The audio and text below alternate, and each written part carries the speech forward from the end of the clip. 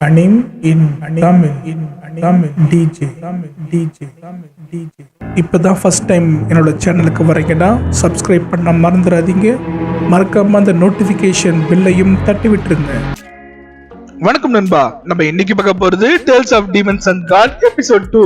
போன எபிசோட்ல பாத்தீங்கன்னா நம்ம ஹீரோ சொல்லியிருப்பான், நான் இந்த உலகத்திலேயே சிறந்த டீமன் ஸ்பெஷலிஸ்டா வருவேன் அப்படின்னுட்டு. அதை சொல்லிட்டு இருக்கும் போதே அங்க இருக்கிற பொண்ணு இவனை திரும்பி பார்க்க, ஆல்ரெடி இந்த பொண்ணு திரும்பி ஃபர்ஸ்ட் டைம் பார்த்திருக்கோம், இவனை வீடா இருக்கான்னு நினைச்சிட்டு இருக்கோம். அந்த பொண்ணு திரும்பி பார்த்த உடனே நம்ம ஹீரோ இன்னொன்னு சொல்றான், அது மட்டும் இல்ல, இந்த குளோரி சிட்டிலே இருக்கிற அழகான பொண்ணை நான் கல்யாணம் பண்ணுவேன் அப்படின்னு சொன்ன உடனே அவன் வெக்கத்துல திரும்பிக்கிறான். ஏன்னா அங்க இருக்க கிட்டத்தட்ட எல்லாருக்குமே தெரியும் அவதான் அழகான பொண்ணு அப்படின்னுட்டு. இதை கேட்ட எல்லாருமே பாத்தீங்கன்னா பயங்கரமா விழுந்து விழுந்து சிரிக்க, டீச்சர்ஸ் பாத்தீங்கன்னா ஜோக் பண்ற இடம் இல்ல இது, உனக்கு ஸ்பிரிச்சுவலிஸ்ட் பத்தி தெரியுமா, எத்தனை ரேங்க் இருக்குன்னுட்டு அப்படின்னு சொல்ல ஆரம்பிக்கிறாங்க.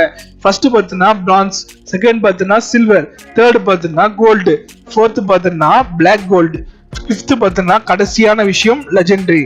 இது மாதிரி இத்தனை டிவிஷன் இருக்கு. அது மட்டும் இல்ல, ஒரு லெவல்லையும் 5 டிவிஷன் இருக்கு. அந்த லெவல்லாம் இன்க்ரீஸ் பண்ணா மட்டும்தான் ஒருத்தரால அடுத்த ரேங்கே போக முடியும். சிலரால பிரான்ஸே ரீச் பண்ண முடியாது, சிலரால பிரான்ஸுக்கு மேல சில்வர் ரீச் பண்ண முடியாது. அது மாதிரிதான் இருப்பாங்க.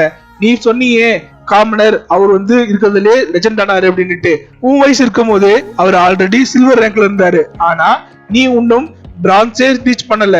ஏன், உன் சோல் பவரே வெறும் 5 தான் இருக்கு. உன்னோட பவர் ஒரே ஒரு நீர் துளி அப்படின்னா அவரோட பவர் பார்த்தீங்கன்னா ஒரு ஓஷன். உன் வயசுல இருக்கும் போதே நீ கம்பேர் பண்றியா?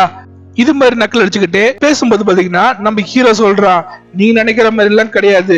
அவங்களுக்குள்ள ஸ்கில் மூலமா யாரா இருந்தாலும் சரி, திறமை இருந்தால், விடாமுயற்சி இருந்தால் கண்டிப்பா அவங்களால ஹையஸ்ட் ரீச் பண்ண முடியும் அப்படின்னு சொல்றான்.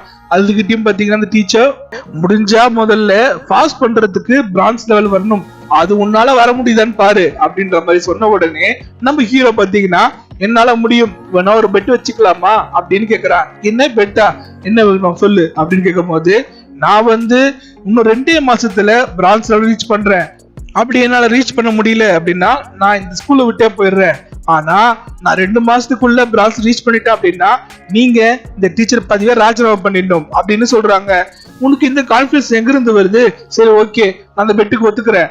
ஆனா நீ ஒரு டீச்சரை இங்க கேவலமா பேசியிருக்க, அதுக்கு தண்டனையா 2 மாசத்துக்கு என் கிளாஸ நின்றுட்டு தான் கவனிக்கணும் அப்படின்னு சொல்றாங்க.